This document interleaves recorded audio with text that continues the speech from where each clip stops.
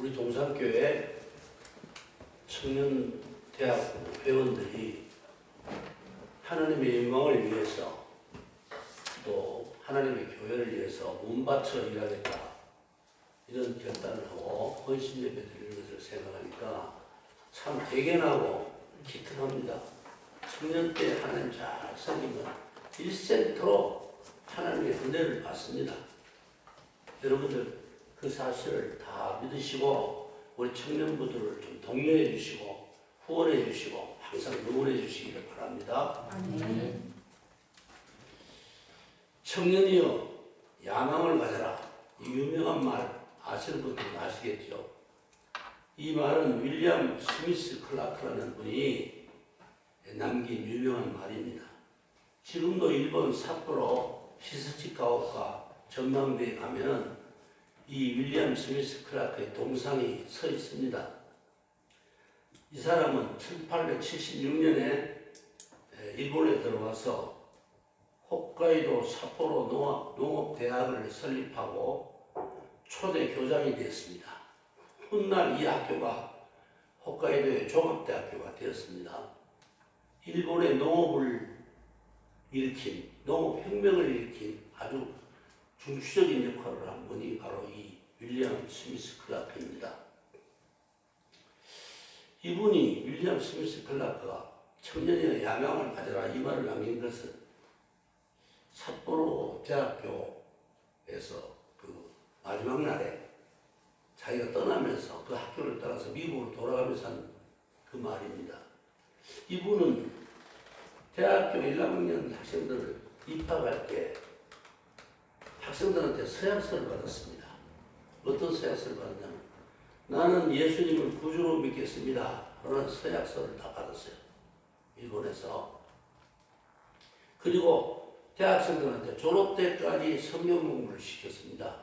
일본에서 아주 기독교를 참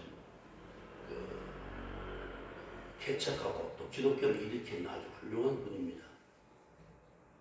이분이 공부로 돌아갈 때 학생들에서 작별 인사를 했는데 그때 남긴 유명한 말이 청년이여 야망을 가져라.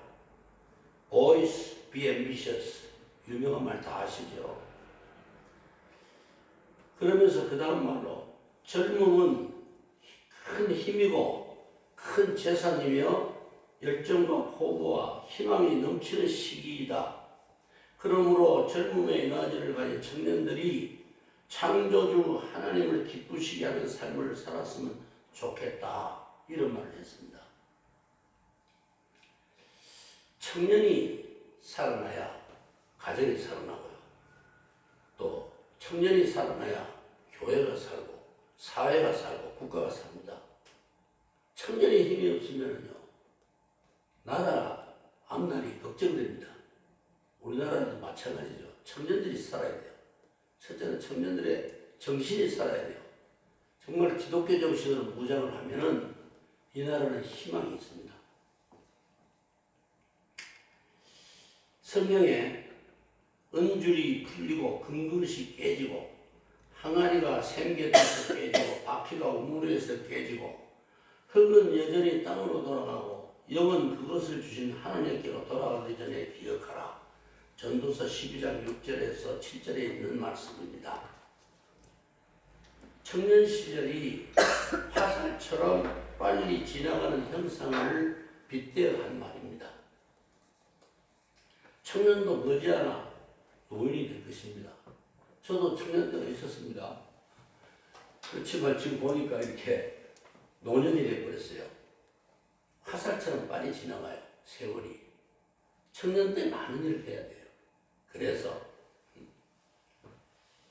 그렇기 때문에 청년의 행동을 아시고 또 청년의 권고한 삶을 지지해 주시는 우리 주 예수 그리스도를 위해서 청년들은 선한 야망을 가져야 한다는 것입니다. 선한 야망. 청년들은 세상을 향한 야망뿐만 아니라 하나님의 나라를 위한 위대한 신앙인이 되겠다고 하는 복음적 야망을 품고 살아야 됩니다. 복음적 야망이 있어야 합니다. 우리 대한민국을 복음화시키겠다. 내 가정을 복음화시키겠다. 내 직장을 복음화시키겠다.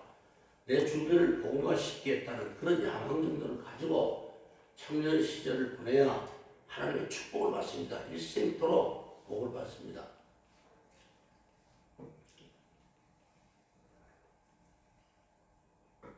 모든 육체는 풀과 같고 그 모든 영광은 들의 꽃과 같으니 풀은 마르고 꽃은 떨어지되 베드로전서 1장 24절에 이런 말씀 있습니다. 과연 그렇습니다. 우리들 인생도 뭐가 다르겠습니까? 소년이라도 피곤하며 곤비하며 장정이라도 넘어지면 쓰러지되 30절에 이런 말씀이죠. 청년이라고 안 넘어지는 거 아니잖아요. 젊음도 한때뿐입니다. 여기서 장정도 넘어지며 쓰러지되 이랬는데 이 장정이란 말은 특별히 선발된 자라는 뜻이 있어요. 특별히 선발된 자.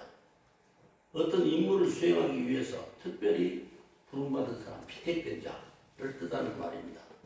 젊고 기운이 넘치는 청년도 또 특별히 선발된 장정이라도 피곤하며 넘어지며 쓰러질 때가 있다는 것입니다. 우리 청년들도 이제 인생을 시작하는데 인생을 살다 보면 어려운 일을 많이 만나게 될 것입니다. 그럴 때 때로는 실패하기도 하고 좌절하기도 하고 실망하기도 하고 낙담하기도 하고 이래서 넘어지는 그런 고비들을 많이 만나게 될 것입니다. 그럴 때 가장 필요한 것이 뭡니까? 하나님께로부터 힘을 얻는 것입니다. 하나님께 힘을 얻어서 그러한 어떤 고비들을 이겨나가는 그런 신앙, 그것을 가져야 한다는 것입니다. 우리들도 신실한 그리스도인이라 할지라도 이 세상 환경의 지배를 안 받을 수도 없고 또 때로는 그런 일들 때문에 실패와 좌절을 겪을 때가 많을 것입니다. 물론 이럴 때 우리 믿는 사람들이라면 하나님 앞에 간절히 매달려서 기도합니다. 어려운 일 만나면. 저도 그런 경험이 많거든요. 하나님한테밖에 기댈 데가 없어요. 믿는 사람들은. 그래서 저도 한때 사업을 잘 하다가 낭패를 본 일이 있었는데 예전에 40대 초반에 나중에는 정말로 아무리 기대도 사람한테서는 도움을 구할 길이 없고 그래서 불 꺼진 사무실에서 그때 아직 사무실이 굉장히 컸어요. 부산에서 한 80평 정도 되는 큰 사무실이었는데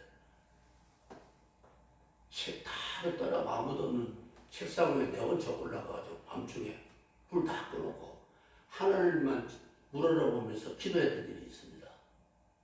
그래서 나중에 그 기도가 응답돼가지고 기적적으로 다시 살아났어요. 하나님밖에 도움을 구할 데가 없더라고요. 우리가 아무리 기도해도 응답을 받지 못할 때가 있어요.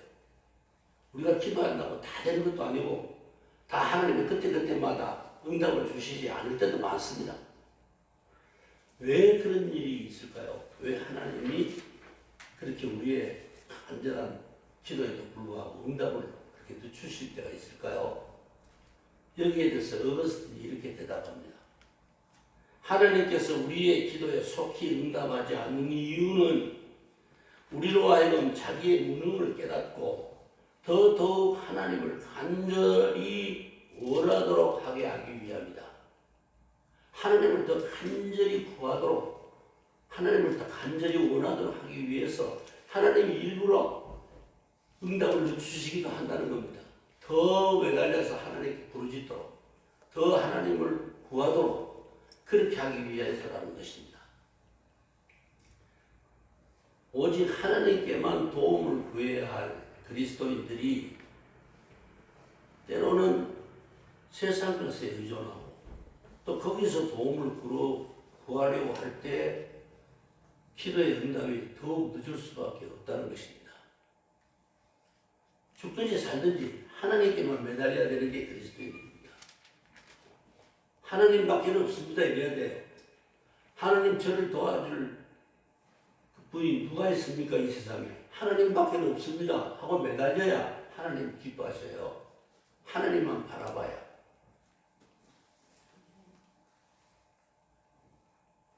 그래서 우리가 어떤 낙심과 좌절의 고비를 맞았든지 간에 이를 극복하고 넘어서려면 어떤 신앙으로 대응해야 할까? 이것을 본문 말씀을 통해서 답을 찾아보려고 합니다. 첫째는 오직 하나님을 앙망하는 자가 셈을 얻는다고 그랬어요. 여호와를 앙망하는 자는 셈을 얻으리니 31절에 앙망하다는 말씀이 뭐냐? 앙망하다는 말은 우러러 바라보다 이 뜻입니다. 하나님을 우러러 바라보다. 이게 앙망입니다. 앙망하다. 자기의 보잘것없는 형편을 우리 하나님께서 살펴주시고 저를 좀 다시 일으켜 세워주십시오. 아주 정중하고 강력한 표현입니다. 앙망하다는 말 뜻이. 오직 하나님만 바라보는 때가 인간 본연의 모습으로 돌아오는 순간입니다.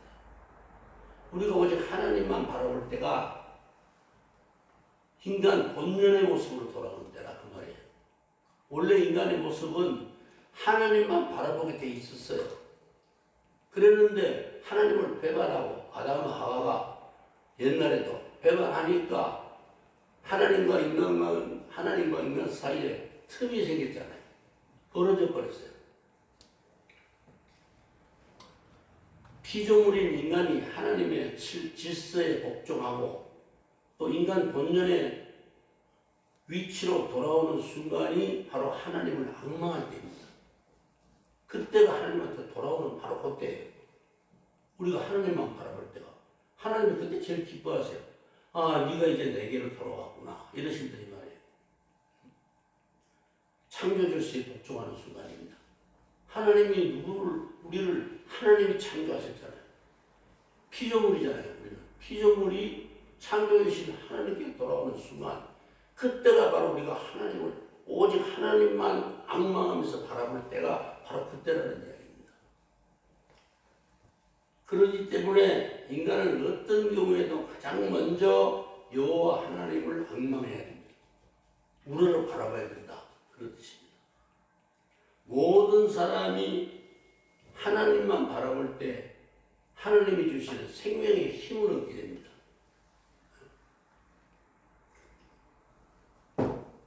여호와를 앙망하는 자는 새 힘을 얻으리니, 새 힘을 얻는다고 해서 새 힘을. 하나님을 앙망하는 이 믿음만이 새 힘을 공급받는 유일한 힘입니다. 유일한 방법입니다. 여러분들이 살아가다 보면은, 특히 젊은 사람이 한 세대를 살아가다 보면은 낙담되고 또 불가항력적인 어떤 일을 만나서 절망하고 소망이 끊어질 때도 있을 것입니다. 사람이 살다 보니까 그런 일을 안 만날 수가 있어요. 그럴 때 가장 먼저 하나님을 우러러 바라보라. 지금 이런 뜻이에요. 하나님만 바라봐라. 왜 그렇습니까? 내가 생을 향하여 눈을 들리라. 나의 도움이 어디서 올까? 천지를 지으신 여호와에게로소다. 시편 121편 1, 2절. 성경에 질문이 있고 성경에 답이 있어요. 항상 우리 인생 문제는요, 성경에다 대고 질문을 하고 성경에서 해답을 얻어야 됩니다. 전능하신 창조주 하나님만이 어떠한 절망의 구름텅이에서도 우리를 끌어올려 주실 수 있는 유일한 분이십니다. 여러분들 그런 신앙으로 살면은 어려운 일 만나도 다 이겨나갑니다. 여러분들이 넘어지고 좌절하고 실패해가지고 뭐 이상한 짓들을 하고 뭐 심지어는 자살까지 하는 그런 신자들도 있어요. 그 왜 그런 일이 발생합니까?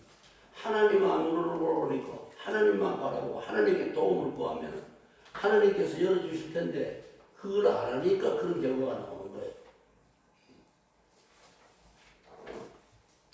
하나님께서 누구를 통해서 우리를 그렇게 도와주십니까? 누구를 통해서? 예수님 통해서 아닙니까? 우리 창조주 하나님은 예수님을 통해서 우리를 도와주십니다. 그래서 믿음의 주요 우리를 온전케 하시는 이 예수를 바라보자. 히브리서 12장 2절에 왜 예수님만 바라봐야 됩니까? 예수님을 바라보자. 하나님의 아들이신 예수님께서 우리의 모든 수고와 죄짐을 다 짊어지시고 대신 십자가를 지셨습니다. 그 죄의 대가를 십자가에서 핏값으로 완전히 청산해 주셨습니다. 그 예수님만 바라보면은 예수님께서 우리를 도와주십니다. 그 힘으로 우리가 다시 일어설 수 있어요. 예수 믿는 사람이 예수님을 통해서 하나님께 구해야 될 것을 예수님 통하지 않고 내 방법으로 인간의 수단으로 어떻게 어떤 문제를 해결해 보겠다. 그 백날 해봐야 예수 믿는 사람들은 백약이 무효입니다.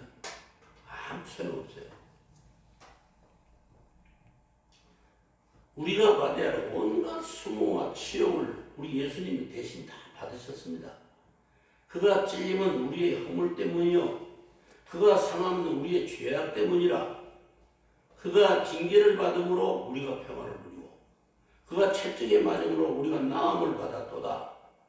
이사야에서 53장 5절에 대신 받으셨기 때문에 우리가 얼마든지 거기서 예수님의 도움을 구하고 예수님의 도움을 실제로 받을 수가 있는 거예요. 예수님이 나 대신 내 죄짐을 다 맡지 않으셨습니까? 내가 마땅히 받아야 할 죄짐을 주님이 다 짊어지시지 않으셨습니까? 주님만 믿습니다. 주님 도와주세요. 이럴 때 주님의 도우심이 오는 거예요. 그 믿음에 의해서. 그리고 예수를 믿는데 그렇게 믿어야 돼요. 저는 예수님 위에는 도움을 받을 데가 없습니다. 예수님 도와주세요. 예수님 하나님 우편 보좌에서 우리를 위해서 대신 강구해 주신다고 그랬잖아요. 우리를 위해서 대신 강구해 주신다. 우리 예수님 하나님 우편 보좌 지금도 우편 보좌에서 내가 그런 기도를 우리 예수님께 드리면 예수님 이름으로 기도하잖아요. 하면 예수님이 우리를 위해서 그렇게 간구해 주신다는 거예요. 친히. 우리가 믿음으로 예수님을 바라볼 때 사주의 은총을 받고 우리의 무거운 죄짐을 벗고 참된 자유와 평화를 얻을 수가 있는 것입니다. 인생에 1만 가지 고통이, 10,000가지 고통이 다 죄짐으로부터 오는 것입니다. 죄 없으면 우리한테 형벌이 없어요. 우리 인간한테 원천적으로 원죄부터 시작해서 살다 보면 많은 죄를 짓게 되는데 우리가 죄 지어도 지금 당장에 아무 일이 없다고 어떤 하나님께서 아무 형벌도 안 주시는 것이 아닙니다. 때로는 살다가 실패로 고통이 올 수도 있고 그것도 하나님이 주시는 형벌일 수가 있어요. 또 때로는 어떤 고민스러운 어떤 문제를 만날 수도 있고 실패를 할 수도 있고 시련을 당할 수도 있고 여러 가지 형태로 하나님 우리에게 깨닫게 해주시려고 많은 일들을 겪게 하십니다. 인생이 살다 보면 겪어요. 그때 제일 먼저 생각해야 할 것은 왜 이런 문제가 나한테 왔는가예요. 나는 하나님 앞에 의롭게 살았습니다. 나는 하나님 앞에 지금까지 죄짓이 없습니다.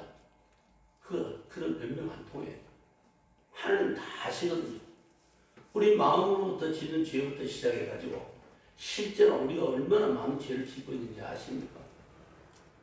하나님이 싫어하는 죄를 우리가 무지하게 많이 짓고 있습니다. 오늘날에도. 미워하기도 하고 서로 형제를 사랑하라 이러지만 우리가 형제를 그렇게 사랑합니까? 미워하게 되고 또 어떤 때는 싸우기도 하고 실제로 또 싫으면 욕하고 비방하고 멀리가고 다 떨어져 나가잖아요. 이거 하나님이 기가 크리스도이냐? 우리 예수님께서 내가 그러한 너를 위해서 내 몸 바쳐서 십자가에서 피 흘려 죽은 줄 아느냐? 이러실 것 아닙니까? 예수님의 피를 욕되게 하는 거야. 그러면 우리 모두가 수고하고 무거운 짐진 자들입니다. 수고하고 무거운 짐진 자들아 다 다 내게로 오라. 내가 너희를 쉬게 하리라. 예수님한테로 와야 우리가 쉼을 얻을 수가 있어요. 인생의 모든 고난, 모든 무거운 짐, 예수님한테로 와야 해결이 돼요. 우리는 그런 문제를 해결될 분은 예수님밖에 없어요. 우리가 예수 믿고 그런 은혜를 받아야 되는데 맨날 교회를 왔다 갔다 하는데 실제로 어떤 현실에서 어려운 문제에 부닥치면은 그런 평화와 안식을 예수님으로부터 얻지 못해요. 왜 못 얻습니까? 믿음으로 하지 않으니까. 믿음으로 그렇게 구해야 되고 예수님께 의지해야 되는데 예수님의 이름으로 기도하옵나이다. 아멘 해놓고 여러분들 교회 바깥에 나가면 금방 또 걱정해. 모든 염려를 주께 맡기나이다 해놓고 교회만 나가면 또 걱정해. 그렇지 않습니까? 그래서 우리 주님을 믿음의 눈으로 바라볼 때 우리가 평안과 안식을 얻을 수가 있는 것입니다. 너는 알지 못하였느냐 듣지 못하였느냐 영원하신 하나님 여호와 땅끝까지 창조하신 이는 피곤하지 않으시며 곤비하지 않으시며 명철이 한이 없으시며 28절에 이사야 선지자는 하나님만이 생명과 힘의 원천이다 이렇게 지금 말하고 있는 것입니다. 하나님뿐이다요. 하나님만이 우리 생명의 원천이고 힘의 원천이시다.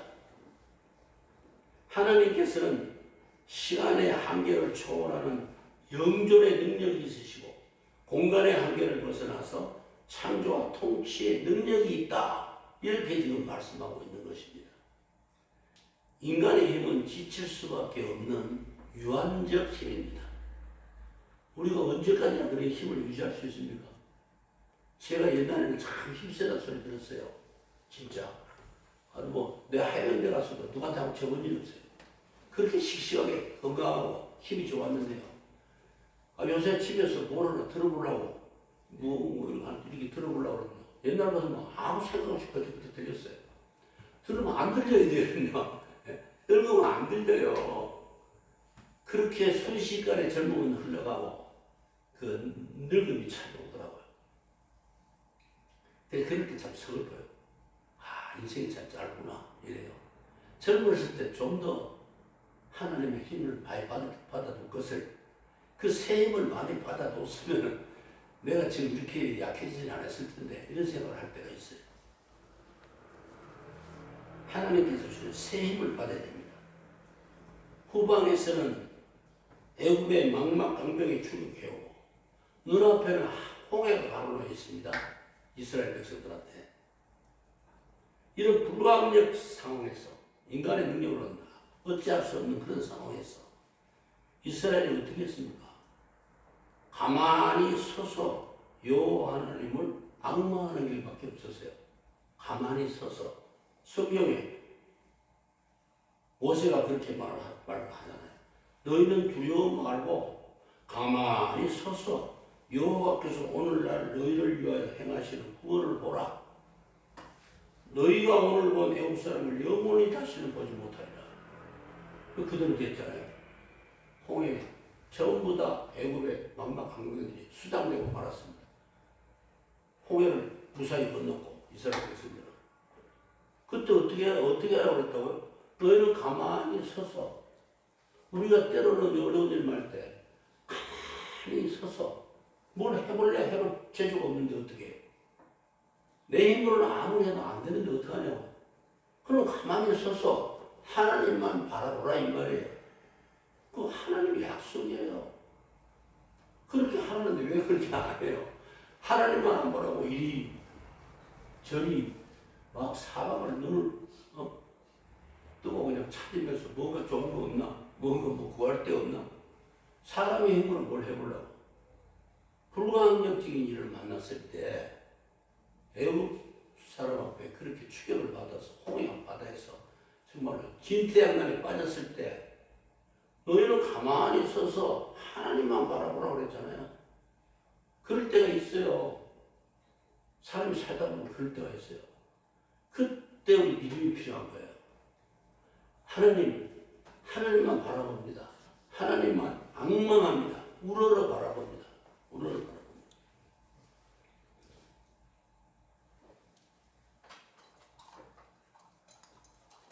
두 번째로는 하나님께 세임을 받은 자는 독수리처럼 비상한다고 했어요. 오직 여호와를 낭만하는 자는 세임을 얻으리니 독수리가 날개를 치며 올라간 것 같을 것이요. 여기서 세임이라고 이 문자적으로 해석하면요, 이스라엘이 포로되었던 바벨론에서의 해방입니다. 그래서 고향 땅 시온으로 돌아가리라는 기쁜 소식입니다. 바로 그 말씀이 이스라엘이 하나님께로 받은 세임입니다. 이제 너는 고향으로 돌아간다. 그 말씀이 오늘날 이스라엘 백성들에게만 주시는 말씀이 아니라 우리 모두에게 주시는 말씀입니다. 이 세상 어둠의 세력에 억눌려서 고통받는 하나님의 자녀들 모두에게 주시는 말씀인 것입니다. 이 말씀을 더 깊이 원어적으로 파헤쳐 들어가보면 이런 뜻도 숨어 있습니다. 이제 죽지 않고 다시 산다. 세임을 얻으리니 이 말씀 속에는요. 이제 죽지 않고 다시 산다. 망하지 않고 다시 흥한다. 없어지지 아니하고 존재한다. 엎드러지지 아니하고 다시 일어난다. 이런 소망이 넘치는 메시지입니다. 이 메시지가 여호와를 낭망하는 자는 세임을 얻으리니 이 속에 그런 뜻이 있다 이 말이에요. 아무리 어둡고 열악한 상황이 있을지라도 하나님을 앙망할 때 다시 세임을 받아서 일었을 때 마음이 그렇다는 것입니다. 그래서 우리들이 가지고 있던 미움이 사랑으로 변하고 복수심이 용서하는 마음으로 변하고 불평이 감사로 불순종이 순종으로 교만이 겸손으로 실패가 성공으로 가난이 부유함으로 바뀌게 되는 것입니다. 우리들의 삶이 바뀌고 운명이 바뀌어요. 예수 믿으면 운명이 바뀝니다. 점치러 가면 네 팔자가 이렇고 저렇다 이런 소리 많이 듣잖아요. 옛날에 무슨 그런 이야기 많이 듣는데 갔더니 나 팔자가 그렇단다 이런 분들 많아요. 그 팔자라는 게 운명이잖아요. 세상적으로 말하면. 운명을 바꾸는 길은요, 예수 믿는 수밖에 없어요. 예수 믿어야 운명이 바뀌어요. 세상 만나면 팔자가 바뀌어요.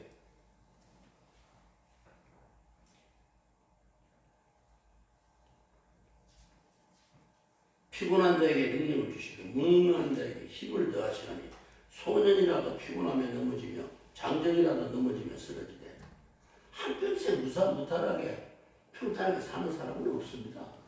내가 아무리 기기나 되도록 많은 사람들을 겪어봤지만 그저 한평생 편하게 사는 사람 아무도 없더라고. 다 들어보면 고비고비가 있었고 뭐 어떤 일을 겪었고 괴로운 일이 있었고 다들 사람마다 다 그런 거 다 하나씩 둘씩은 다 갖고 있어요. 청소년이라도 피곤하고 지쳐서 쓰러질 때가 있고 장정이라도 넘어지고 쓰러질 수밖에 없다는 것입니다. 그렇기 때문에 하나님을 앙망하고 그분께 의지하는 자만이 넘어지거나 쓰러지지도 아니하고 다시 일어설 수가 있다. 세임받아서 일어설 수가 있다. 독수리가 날개를 치러 올라가면 어떨 것이요 그랬어요. 세임을 받을 때 독수리가 왜 비유를 했을까요? 독수리는 힘의 상징입니다. 독수리 날개에 힘이 있고 눈에 힘이 있고 발톱에 강력한 힘이 있습니다. 그래서 공중의 왕입니다. 그러나 이 독수리는요, 어디 사는 줄 압니까? 가장 높은 바위에 올라가서 그 지원쳐 삽니다. 그 새끼를 낳아도 거기다 둥지를 짓고 제일 높은 데 그 겁이 없는 독수리가 그렇게 힘이 센 독수리가 그렇게 삽니다. 그런데도 이 독수리가 오랫동안 사냥을 하고 오랫동안 그렇게 공중을 날아다니다 보면은 때가 되면요 독수리도 이제 힘이 빠져요. 그래 지쳐가지고 그래도 힘이 없어서 사냥도 하지 못할 수 있는 그런 시기가 온답니다. 이 독수리도. 그럴 때 어떻게 하느냐 이 독수리가 참 그 희한해요. 독수리한 동물이 아무것도 안 하고요. 한 보름 가까이 쉰답니다. 지 높은 독수리가 저 산, 바위 위에 올라가가지고 아무것도 안 하고 아무것도 안 하고 날 생각도 안 하고 가만히 앉아가지고 한 보름간을 그냥 쉰다는 거예요. 보름 동안 쉬는 동안에 아무것도 안 먹고 마시지도 않고 쉰대요. 우리 사람으로 좀 예수 믿는 사람들 때로는 금식하잖아요. 금식하듯이 완전히 금식을 하는 거예요. 독수리가. 한 보름 가까이 그렇게 쉬다 보면 어떻게 되느냐. 온몸에 털이 다 빠지고 다시 새 털이 난대요. 그 옛날 털은 다 빠지고 새 털이 나가지고 새로운 몸이 된다는 것입니다.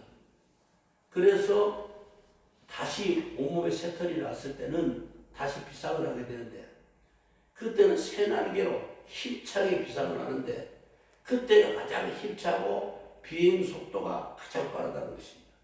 독수리가 그걸 갖고 있대요. 성격을.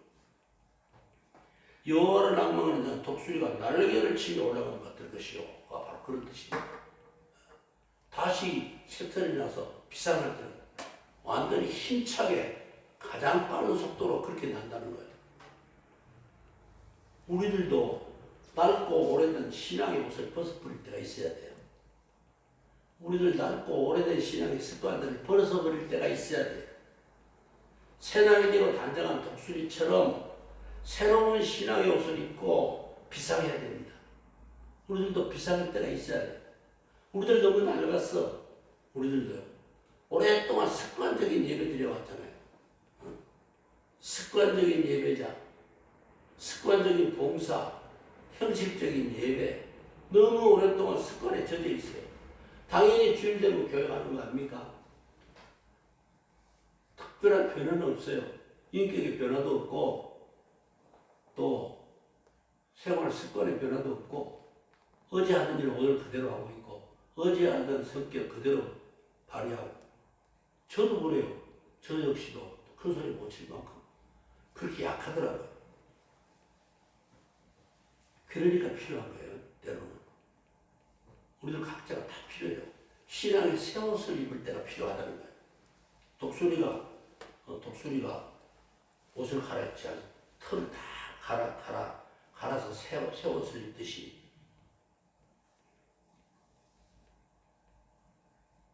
습관적인 예배, 습관적인 봉사, 형식적인 예배, 의식 이거 이제 벗을 때가 됐습니다. 우리들도. 이제는 자율성을 가지고 정말 스스로 나와라 누가 목사님이 왜 좀 제발 좀 예배 좀 참석하고 가세요. 왜 수요예배 안 나오세요? 수요예배 좀 나오세요. 자꾸 싫든 좋든 자꾸 말을 하게 되는데 그런 말 듣지 말고 스스로 나오면 좋잖아요. 누구한테 나오는 겁니까? 목사님 앞에 나오는 거예요? 하나님 앞에 나오는 거 아닙니까? 교회에 나오는 거는 하나님 앞에 나와서 예배드리고 하나님을 우러러보면서 하나님을 앙망하면서 그런 세임을 얻기 위해서 나오는 거지. 목사님이 별 수 있어요? 목사님이 어떻게 세임을 줘요? 목사님은 세임을 못 줘요. 그냥 하나님의 말씀을 통해서 전해주면 그 말씀에 하나님의 세임이 같이 붙어서 우리한테 와서 우리가 그걸 받아들이고 또 변화를 받을 수 있지만 목사님 개인 인간적으로 어떻게 세임을 줍니까? 그건 안 되는 거잖아요. 그럼 목사님부터 답답하니까 홍예배 좀 참석 좀 제발 하시오. 헌금 의무도 해야 교회가 살아납니다. 안 그러면 교회 사례도 못 받습니다. 여러분들이 헌금 안 하면 교회 운영 안 됩니다. 이 소리 일일이 또 어떻게 목사님 그런 좀 초라한 소리를 여러분들한테 할 수가 있겠어요? 스스로 여러분들이 신앙이 자율적인 신앙이 되면은요, 여러분들이 정말로 세임 받아서 새 신앙의 옷으로 갈아입습니다. 그런 마음이 우러납니다. 우리도 국가에다가 납세 의무를 이행하지 않으면 국가가 운영될 수 있겠어요? 국방 의무를 스스로 하겠다고 다들 자청하지 않으면 나라를 누가 지킵니까? 그거 마찬가지입니다. 똑같습니다. 다들 새롭게 변해야 됩니다. 새로운 신앙의 옷을 입어야 됩니다. 독수리가 날개를 치며 올라가면 받을 것이 하듯이 그렇게 새 옷을 입고 좀 새 신앙의 옷을 좀 입어야 되겠다. 우리도 그런 말씀을 좀 잘 받아들였으면 좋겠습니다. 아멘. 성경에 등장하는 주요 인물들이 한결같이 하나님을 악망하고 새 힘을 받아서 큰 일을 감당했던 사람들입니다. 아브라함 보세요. 하나님과의 약속을 어기고 이방인 여자 하가를 얻었습니다. 하나님이 너 100세 되면 아들을 줄 것이다 이러는데도 불구하고 이방 여자 하가를 얻어가지고 이스마엘을 낳았잖아요. 하나님과 약속을 어기드린 거예요. 결과가 어떻게 됐습니까? 점점 약해졌습니다. 아브라함이 영적으로 육적으로 다 약해졌습니다. 그때 이 사람이 아브라함이 하나님 앞에 돌아와서 새 힘을 얻습니다. 기도하고 새 힘을 얻었을 때 하나님께서 아브라함을 아브라함으로 사례를 사라로 개명해 주십니다. 그리고 나서 언약하신 대로 잉태하는 새 힘을 하나님께서 부어주셔서 이 부부에게 100세가 넘은 아브라함이 아들 이삭을 낳습니다. 부인은 90살이야. 사라 90살에 다 폐경된 여인이 어떻게 아기를 임신할 수 있습니까? 하나님이 새 힘을 주셔서 잉태하는 힘을 주셨어요. 돌아오니까. 그래서 아브라함이 아들 이삭을 낳게 됐잖아요. 사람 좋을 대로 했지만은 하갈한테서 난 이스마엘은 지금 이방 족속이 됐잖아요. 이방 족속의 조상이 되어버렸어요. 다윗은 어땠습니까? 영원했던 인생 중반기에 신앙이 타락해서 우리아의 아내, 자기 가장 출신인 우리아의 아내 바세바를 취해서 아내로 삼고 남편 우리아를 전방 최전선에 보내서 죽게 만들었습니다. 간접살인이에요. 그로 말미암아서 찬란했던 그의 인생이 죄로 얼룩지고 누더기가 되고 말았습니다. 다윗도. 아마 그대로 끝났으면 다윗은 성경에도 못 올라갔죠. 그러나 다윗이 눈물로 회개하고 돌아왔을 때 하나님께서 아들까지 데려가셨잖아요. 첫 번째 바세바와의 낳은 사이에서 첫 번째 낳은 아들은 죽어요. 일주일 만 죽잖아요. 하나님 데려가셨잖아요. 그러나 다윗이 회개하고 돌아왔을 때 하나님께서 새 힘을 주시고 은총을 더하여 주셔서 그렇게 그 결과로 후반부 인생이 이스라엘 최고의 성군이 되는 그런 특전을 받습니다. 우리는요, 물론 이렇게 약해질 때가 있어요. 그러나 돌아오기만 하고 회개하고 하나님 앞에 돌아오기만 하면 하나님은 언제든지 새 힘을 주셔요. 그 새 힘 주시고 우리를 다시 복구시켜 주십니다. 다시 일으켜 주시고 세워주세요. 이런 하나님 참 좋으신 하나님이세요. 사람 같으면 내 눈에 흑흑하게 다시 안 본다. 이거 끝날 일인데 하나님은 안 그러십니다. 우리처럼 사람처럼 이렇게 째하지 않으세요. 마음이 넓으시고 끝까지 정말 태평양보다 넓고 그렇게 넓고 넓으신 은혜의 하나님이십니다. 우리가 돌아오기만 하면 지금 말씀드렸지만 아브라함 또 다윗 그렇게 다 돌아와서 다시 다 회복되듯이 그렇게 또 축복하십니다. 베드로도 그랬잖아. 예수님 3번씩이나 부인했어요. 근데 베드로가 어떻게 됩니까? 베드로가 지금 성경에 지금도 베드로 우리가 다 베드로 참 존경하고 베드로의 신앙을 본받으려고 애를 쓰잖아요. 그런 베드로를 만들어주세요. 그렇게 배신자였고 배약자가 되고 말았지만 회개하고 돌아오니까 하나님 그렇게 또 새 힘을 주셔가지고 큰 일을 맡기십니다. 우리 그리스도인은요 독수리처럼 새 힘을 받아서 비상하는 존재입니다. 우리 그리스도인은 새 힘을 받아 독수리처럼 비상 높이 차고 올라갈 수 있는 그런 새 힘을 받을 수 있는 존재입니다. 예수 믿어서 그런 은혜 받고 그런 축복 받아야 됩니다. 여러분들 모두가.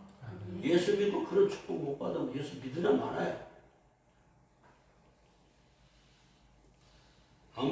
예수 그리스도 안에서 세임을 받아서 참 범사에 그 승리하는 여러분 되시기를 감히 축원합니다. 기도합시다. 아버지 하나님, 우리들도 신앙의 새 전기를 마련할 수 있도록 새 힘을 부어 주시옵소서. 우리들이 너무나 습관적인 신앙생활에 익숙해져 있어서 우리들의 지금 현재의 좌표를 잃지 못할 때가 많습니다. 아버지, 우리들에게 하나님을 앙망함으로써 새 힘을 받아 참으로 새로운 힘으로 비상할 수 있도록 우리들을 인도해 주시옵시고 복을 베풀어 주시옵소서. 우리 동산교회가 연약함에 빠지지 않게 해 주시옵시고 모든 성도들이 깨어 일어나서 하나님의 교회를, 몸된 교회를 바로 세워서 하나님께 영광을 돌릴 수 있도록 인도하여 주시옵소서. 오늘도 하나님께서